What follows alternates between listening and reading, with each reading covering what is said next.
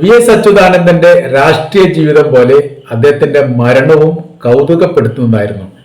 വിലാപയാത്രയോടനുബന്ധിച്ച് പിണറായി വിജയനാണ് മരണപ്പെട്ടത്, അദ്ദേഹത്തിന് അനുശോചനം രേഖപ്പെടുത്തുന്നു എന്ന തരത്തിലുള്ള ഒരു അനൗൺസ്മെന്റാണ് ആദ്യഘട്ടത്തിൽ തന്നെ പ്രത്യക്ഷപ്പെട്ടത്. അത് സോഷ്യൽ മീഡിയ വല്ലാത്ത രീതിയിൽ ആഘോഷിച്ചു. തൊട്ടു പിറകെ തന്നെ 24 ചാനലിലെ ശ്രീകണ്ഠൻ നായർ മരണപ്പെട്ട പിണറായി വിജയന് ആദരാഞ്ജലികൾ അർപ്പിക്കുന്നു എന്ന റിപ്പോർട്ട് കൂടി പുറത്തു വന്നതോടെ അതിന് ഒന്നുകൂടി രസക്കാഴ്ച കൂടുകയും ആഘോഷങ്ങൾ വലിയ രീതിയിൽ തന്നെ ഗൗരവത്തോടു കൂടി എത്തുകയും ചെയ്തു.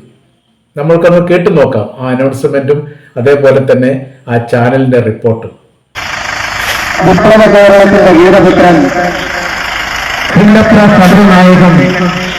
കേരളത്തിന്റെ മുൻ മുഖ്യമന്ത്രി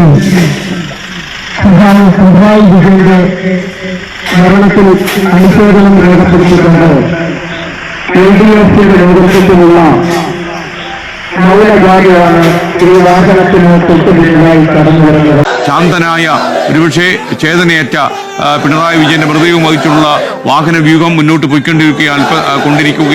അല്പസമയത്തിനകം ദർബാർ ഹാളിൽ ഇത് എത്തിച്ചേരുമെന്ന്.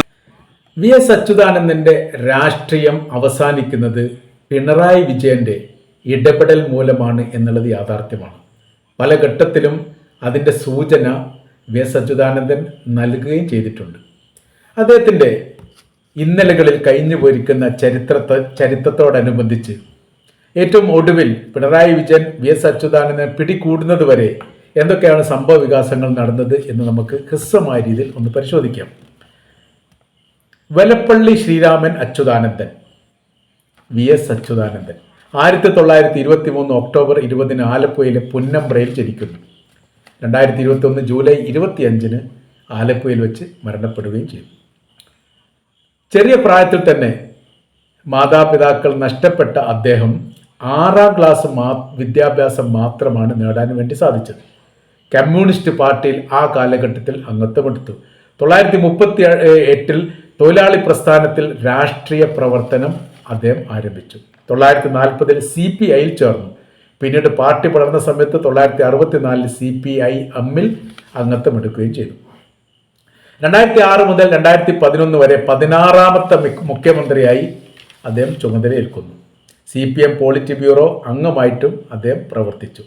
പ്രതിപക്ഷ നേതാവായ 92 മുതൽ 96 വരെയും 2001 മുതൽ 2006 വരെയും ശ്രദ്ധേയനായിരിക്കുന്ന പ്രതിപക്ഷ നേതാവായിരുന്നു വി.എസ്. അച്യുതാനന്ദൻ. 2019 പൊതുരംഗത്തു നിന്ന് അദ്ദേഹം മാറി നിൽക്കുന്നു. 1980-92 വരെ CPM-ന്റെ സെക്രട്ടറിയായി പ്രവർത്തിച്ചു. 92-98 കാലഘട്ടത്തിൽ CP ചന്ദ്രപ്പൻ, അത് വി.എസ്. അച്യുതാനന്ദൻ നോമിനി എന്ന് പറയപ്പെടുന്നു, അദ്ദേഹമായിരുന്നു സെക്രട്ടറി ആയിരുന്നത്. 98-ൽ പിണറായി വിജയൻ സെക്രട്ടറി ആകുന്നു. 2015 വരെ അദ്ദേഹം നീണ്ടു നിൽക്കുന്നു. ഈ കാലഘട്ടമാണ് പിണറായി വിജയന്റെ ഉദയത്തിൻ്റെയും വി.എസ്. അച്യുതാനന്ദന്റെ അസ്തമനത്തിൻ്റെയും കാലഘട്ടം എന്ന് രാഷ്ട്രീയ കേരളം വിലയിരുത്തിയതാണ്. 2016 പിണറായി വിജയൻ മുഖ്യമന്ത്രിയാകുന്നു. നോക്കുന്ന സമയത്ത് നമുക്ക് ഇങ്ങനെ പറയാൻ വേണ്ടി പറ്റും. 925 CPI Indian communist party of India ഉണ്ടാകുന്നത്. 926 സ്വാതന്ത്ര്യത്തിന്റെ മുൻപ്. 964 ഏപ്രിൽ മാസം 22-ാം തീയതി CPM, അതായത് അത് CPI പിളർന്നുകൊണ്ട് CPM രൂപീകരിച്ചു. ചൈന റഷ്യയുമായിട്ട് ബന്ധപ്പെട്ടുള്ള അവരുടെ തൊഴിലാളി വിഷയ കാര്യങ്ങളുമായിട്ട് ബന്ധപ്പെട്ടാണ് പിളർപ്പുണ്ടായത്. അത് അന്തർദേശീയ തലത്തിൽ കമ്മ്യൂണിസ്റ്റ് പ്രത്യയശാസ്ത്രത്തിൽ ഉണ്ടായിരിക്കുന്ന അഭിപ്രായ ഭിന്നതകൾ ഇന്ത്യൻ കമ്മ്യൂണിസത്തിലേക്കും അത് ബാധിക്കുകയും നേതാക്കൾക്കിടയിൽ അഭിപ്രായ ഭിന്നത ഉണ്ടായതിൻ്റെ അടിസ്ഥാനത്തിൽ CPIയിൽ നിന്ന് communist party of India, Marxist എന്ന് പറയുന്ന പാർട്ടി രൂപീകരിക്കുകയും ചെയ്തു എന്നുള്ളതാണ് അതിൻ്റെ ചരിത്രം. ഇന്ത്യയെ സംബന്ധിച്ചിടത്തോളം വലിയ പാർട്ടി CPI ആണ്. കേരളത്തെ സംബന്ധിച്ചിടത്തോളം വലിയ പാർട്ടി CPM ആയിട്ടാണ് കണക്കാക്കുന്നത്. EMS, P. സുന്ദരയ്യ, ജ്യോതി ബാസു, സുർജിത്ത്, അച്യുതാനന്ദൻ 5 നേതാക്കന്മാർ. 5 നേതാക്കന്മാരാണ് അന്ന് CPM ഉണ്ടാക്കാൻ വേണ്ടി നേതൃത്വം വഹിച്ചത്. അതിൽ EMS, ഈ അച്യുതാനന്ദനെല്ലാം മലയാളിയാണ്. പിന്നെ ജ്യോതി ബാസു ഈ പുറത്തുള്ള സംസ്ഥാന, സുർജിത്ത് പഞ്ചാബുകാരൻ, ജ്യോതി ബാസു ബംഗാളി, അങ്ങനെയൊക്കെയാണ് അത് കണക്കാക്കുന്നത്. ഏതായിരുന്നാലും ഇപ്പോഴത്തെ വിഷയം എന്ന് പറഞ്ഞാൽ CPIM ഉണ്ടാക്കിയതിലെ അവസാനത്തെ നേതാവ് കൂടിയാണ് അച്യുതാനന്ദൻ. അത് അദ്ദേഹം മരണപ്പെട്ടതോട് കൂടിയിട്ട് എന്തുണ്ടായി, ആ പ്രസ്ഥാനം ഉണ്ടാക്കിയതിലെ 5 പേരും മരണപ്പെട്ടു എന്ന് പറയാം. എന്താണ് VS അച്യുതാനന്ദൻ രാഷ്ട്രീയമായ രീതിയിൽ അനൈക്യത്തിനുള്ള കാരണത്തിൽ പ്രധാനപ്പെട്ടത് എന്ന് നോക്കാം. MV രാഘവനെ പാർട്ടി പുറത്താക്കുന്നു. രാഷ്ട്രീയ അച്ചടക്കവുമായിട്ട് ബന്ധപ്പെട്ട വിഷയത്തിന് വേണ്ടിയിട്ടാണ് CPM പുറത്താക്കാൻ വേണ്ടി തീരുമാനിച്ചത്. ഈ നിലപാടിനെ VS അച്യുതാനന്ദൻ ചോദ്യം ചെയ്യുന്നു. ആ ചോദ്യം ചെയ്തതുമായിട്ട് ബന്ധപ്പെട്ട് പാർട്ടി വിരുദ്ധ പ്രവർത്തനം എന്ന് ആദ്യം ആരോപിച്ചുകൊണ്ടാണ് ഈ കാര്യങ്ങളൊക്കെ നീങ്ങുന്നത്. പിന്നീട് ഈ പോളിറ്റ് ബ്യൂറോയിൽ നിന്ന് പുറത്താക്കുന്നു. 2009 കാലഘട്ടത്തിലാണ് പുറത്താക്കുന്നത്. VS അച്യുതാനന്ദനെ സംബന്ധിച്ചിടത്തോളം ഏറ്റവും മുതിർന്ന നേതാവാണ്, പുറത്താക്കാൻ പാടില്ല എന്നൊക്കെ പറയുന്നത്. അദ്ദേഹം മരണപ്പെടുന്ന സമയത്ത് 102 വയസ്സാണ് കണക്കാക്കുന്നത്. അങ്ങനെയായിരുന്നു. അപ്പോൾ പിണറായി വിജയൻ പാർട്ടിയുടെ സെക്രട്ടറി സ്ഥാനം ഏറ്റെടുക്കാൻ യോഗ്യനല്ല എന്നുള്ള അഭിപ്രായങ്ങളൊക്കെ അന്നുണ്ടായിരുന്നു. ആ സമയത്ത് തന്നെ ഇവർ തമ്മിൽ അനൈക്യമുണ്ടാവുകയും VS അച്യുതാനന്ദൻ്റെ പരമാവധി ഇല്ലാതാക്കാൻ വേണ്ടി രാഷ്ട്രീയമായ രീതിയിൽ അവസാനിപ്പിക്കാനുള്ള ശ്രമങ്ങളൊക്കെ പല ഘട്ടത്തിൽ പിണറായി ചെയ്തിട്ടുണ്ട് എന്ന് ആരോപിക്കുകയും ചെയ്തിട്ടുണ്ട്. ഏകദേശം 2 ഗ്രൂപ്പായിരുന്നു, അച്യുതാനന്ദൻ ഗ്രൂപ്പും പിണറായി വിജയൻ ഗ്രൂപ്പും ഒക്കെ ആയിരുന്നു. പിന്നെ പാർട്ടിയെ സംബന്ധിച്ചിടത്തോളം അത്തരം നിലപാടുകൾ, കമ്മ്യൂണിസ്റ്റ് പാർട്ടിയെ സംബന്ധിച്ചിടത്തോളം അത്തരം നേതാക്കന്മാർക്കിടയിൽ എന്തെങ്കിലും അഭിപ്രായ ഭിന്നതകൾ ഉണ്ടെങ്കിൽ അത് പബ്ലിക്കിൽ എത്തുകയും പരസ്യമായ രീതിയിൽ അലക്കുകയും ചെയ്യുന്ന പ്രവൃത്തി സാധാരണഗതിയിൽ പാർട്ടി കുറവാണ് എന്നതിനാൽ ഇത് വല്ലാതെ ഒന്നും അറിയാതെ പോയി. പക്ഷെ ആ ആന്തരികമായ രീതിയിൽ അച്യുതാനന്ദനെ സംബന്ധിച്ചിടത്തോളം അയാൾ തുറന്നു പറയുന്ന ഒരു വ്യക്തി ആയതുകൊണ്ട് അദ്ദേഹം ഇങ്ങനെ പറഞ്ഞുകൊണ്ടേയിരുന്നു.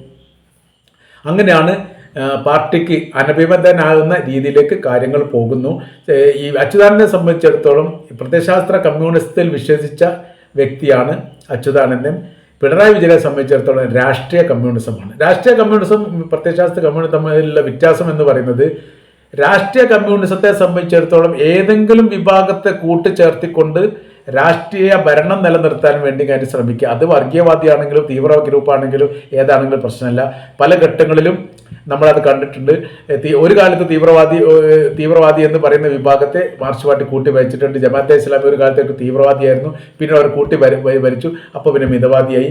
ഈ PDP ഒരു കാലത്ത് തീവ്രവാദിയായിരുന്നു, കൂട്ടി ഭരിച്ചപ്പോൾ മിതവാദിയായി. അവർ വിട്ടുപോയ സമയത്ത് വീണ്ടും തീവ്രവാദിയായി. അപ്പോൾ രാഷ്ട്രീയമായ രീതിയിൽ മാർക്സിസ്റ്റ് പാർട്ടിക്ക് ഭരണത്തിൽ നിലനിർത്താൻ വേണ്ടിയിട്ട് വിട്ടുവീഴ്ച ചെയ്യാൻ വേണ്ടിയിട്ട് തയ്യാറാവുന്ന നിലപാടാണ്, നയങ്ങളാണ് പിണറായി വിജയനുള്ളത്. അച്യുതാനന്ദനെ സംബന്ധിച്ചിടത്തോളം അയാൾ എല്ലാ കാലത്തും കൃത്യമായിട്ട് ഒരു നിലപാടാണ്. അവരില്ലെങ്കിൽ ഭരിക്കണ്ട, കമ്മ്യൂണിസ്റ്റ് പ്രത്യയശാസ്ത്രം അതിൻ്റെ ആശയപരമായ രീതിയിൽ നിലനിൽക്കട്ടെ എന്നുള്ള ആശയക്കാരനാണ്. അതുകൊണ്ട് തന്നെ ഈ മിതവാദികളായിരിക്കുന്ന ആളുകളൊന്നും ഒരിക്കലും അച്യുതാനന്ദൻ്റെ നേരത്തെ അംഗീകരിക്കില്ല. കാര്യം തീവ്ര ചിന്താഗതി, പ്രത്യയശാസ്ത്ര കമ്മ്യൂണിസത്തിൻ്റെ ചിന്താഗതിയുള്ള വ്യക്തി എന്ന നിലക്ക് ഇവിടെ നമ്മൾ വിലയിരുത്തുന്ന സമയത്ത് VS അച്യുതാനന്ദനെ സംബന്ധിച്ചത് അയാൾക്കെതിരെ അഴിമതി ആരോപണം ഒരു കാലത്തും ഉണ്ടായിട്ടില്ല, എന്തെങ്കിലും ഒരു പ്രവർത്തനം നടത്തിയെന്ന്. എന്നാൽ നേരെ മറിച്ച് പിണറായി വിജയനെ സംബന്ധിച്ചിടത്തോളം ഈ ഇലക്ട്രിസിറ്റി മന്ത്രി അയക്കുന്ന സമയത്ത് വലിയ അഴിമതി ആരോപണം നിലനിൽക്കുന്നു. അതിൻ്റെ കേസ് ഇപ്പോൾ സുപ്രീം കോടതിയിൽ നടക്കുന്നു. പള്ളിവാസൽ അഴിമതി കേസുമായിട്ട് ബന്ധപ്പെട്ട വിഷയങ്ങൾ മാത്രമല്ല, ക്രിമിനൽ കേസിൽ പ്രതിസ്ഥാനത്ത് ഒരു കാലത്ത് പിണറായി വിജയൻ്റെ പേരുണ്ടായിരുന്നു, അച്യുതാനന്ദൻ്റെ പേരുണ്ടായിട്ടില്ല. ഈ പുന്നപ്ര വയലാർ സമരവുമായിട്ട് ബന്ധപ്പെട്ട് ഒരുപാട് കാലം ജയിലിൽ കിടന്ന ആളാണ്, ജയിൽ ശിക്ഷ അനുഭവിച്ച ആളാണ്, CPM എന്ന് പറയുന്ന പാർട്ടി ഉണ്ടാക്കിയ ആളാണ്. അങ്ങനെ താരതമ്യം ചെയ്യുന്ന സമയത്ത് ഒരു പടി എല്ലാ കാലത്തും മുൻപിൽ നിൽക്കുന്ന വ്യക്തിയാണ് അച്യുതാനന്ദൻ.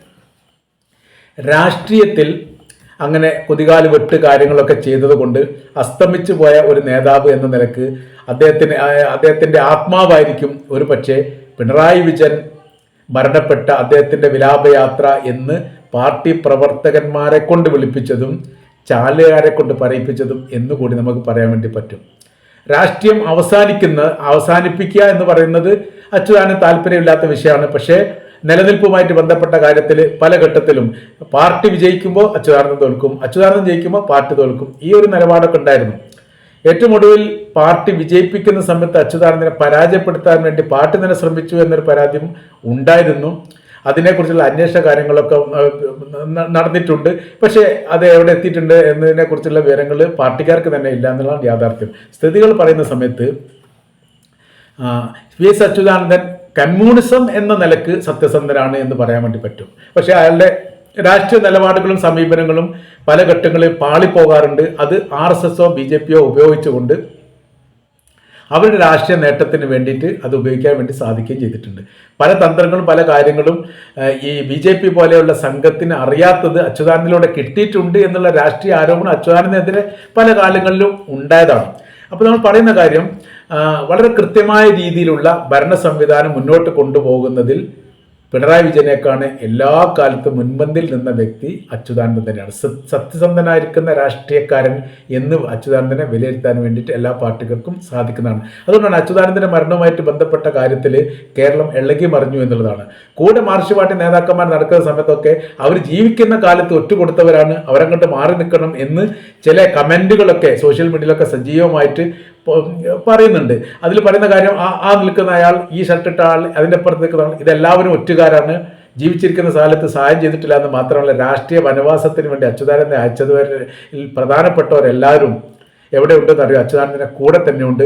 അവർ ജീവിച്ചിരിക്കുന്ന കാലത്ത് ഒറ്റുകൊടുത്തു, ഇപ്പോൾ അവർ ചേർന്ന് നിൽക്കുന്നു, അവരെ ശ്രദ്ധിക്കണം എന്ന് പറഞ്ഞിട്ടുള്ള കമൻറ്റുകളൊക്കെ അഭിപ്രായങ്ങൾ പല ഘട്ടങ്ങളും രേഖപ്പെടുത്തുന്നത് ഇപ്പോൾ സോഷ്യൽ മീഡിയയിൽ ആയതുകൊണ്ട് വളരെ കൃത്യമായ രീതിയിൽ അങ്ങോട്ടും ഇങ്ങോട്ടും അറിയാൻ പറ്റുമെന്നുള്ള യാഥാർത്ഥ്യമാണ്. നമ്മൾ പറഞ്ഞു വരുന്ന വിഷയം, ചില നേതാക്കന്മാരെ കുതികാൽ വെട്ടുന്ന സമയത്താണ് മറ്റ് ചില നേതാക്കന്മാർ കയറി വരിക എന്നുള്ളത് യാഥാർത്ഥ്യമാണ്. അച്യുതാനന്ദൻ്റെ രാഷ്ട്രീയമായ രീതിയിലുള്ള അപജയമുണ്ടായ സമയത്ത് പിണറായി വിജയൻ എന്ന് പറയുന്ന രാഷ്ട്രീയ തന്ത്രജ്ഞാലി ഉയർന്നു പൊന്തി എന്നുള്ളത് യാഥാർത്ഥ്യമാണ്. ഇന്നത്തെ മുഖ്യമന്ത്രി എന്ന് പറയുന്ന നിലക്ക് അദ്ദേഹത്തിന് ആ കസാരയെ കുത്തിരിക്കാൻ വേണ്ടിയിട്ട് ഏറ്റവും വലിയ പങ്കാളിത്തം വഹിച്ചത് VS അച്യുതാനന്ദനാണ് എന്ന കാര്യത്തിൽ സംശയമൊന്നുമില്ല.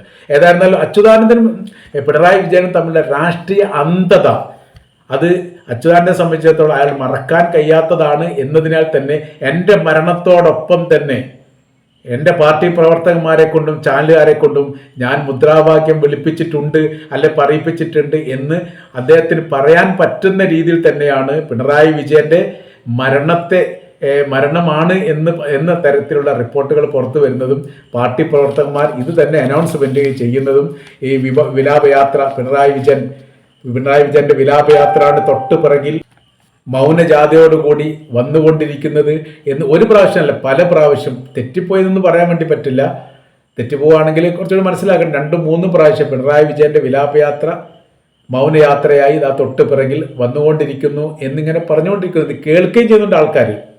അവരുടെ മുഖഭാവമൊക്കെ ശ്രദ്ധിക്കുന്ന സമയത്ത് അവർക്കത് വിഷയമല്ലാത്ത രീതിയിലാണ് എന്ന് മനസ്സിലാക്കാൻ വേണ്ടി പറ്റും. വളരെ ആവശ്യത്തോട് വളരെ ശബ്ദമായ രീതിയിൽ കാര്യങ്ങളൊക്കെ പഠിച്ച് മനസ്സിലാക്കിക്കൊണ്ട് റിപ്പോർട്ട് അവതരിപ്പിക്കുന്ന ആളാണ് 24 ചാനലിലെ ശ്രീകണ്ഠൻ നായർ. എല്ലാ കാര്യത്തെക്കുറിച്ച് കൃത്യമായിരിക്കുന്ന അറിവുള്ള വ്യക്തിയാണ്. അദ്ദേഹം എത്ര പ്രാവശ്യം ആവർത്തിച്ച് പറയുന്നത് പിണറായി വിജയൻ്റെ വിലാപയാത്ര, പിണറായി വിജയൻ്റെ മരണം തീരാനഷ്ടം, ദുഃഖമാണ്, കണ്ണീരാണ് എന്നൊക്കെ പറഞ്ഞുകൊണ്ട് അദ്ദേഹം പറയുന്നു. മാപ്പ് പറഞ്ഞിട്ടുണ്ട് പിന്നീട് എന്നൊക്കെ ഏതോ ഒരു ചാനൽ കേൾക്കാൻ വേണ്ടി സാധിച്ചു. ഏതായിരുന്നാലും ഈ VS അച്യുതാനന്ദൻ വിട്ടുപോയിട്ടില്ല പിണറായി വിജയൻ്റെ ശരീരത്തിൽ നിന്ന് എന്നുള്ള കാര്യം വളരെ കൃത്യമാണ്, വ്യക്തമാണ്. അതാണ് നമുക്കിതിൽ നിന്ന് മനസ്സിലാക്കാൻ പറ്റുന്ന പ്രധാനമായിരിക്കുന്ന പാഠം.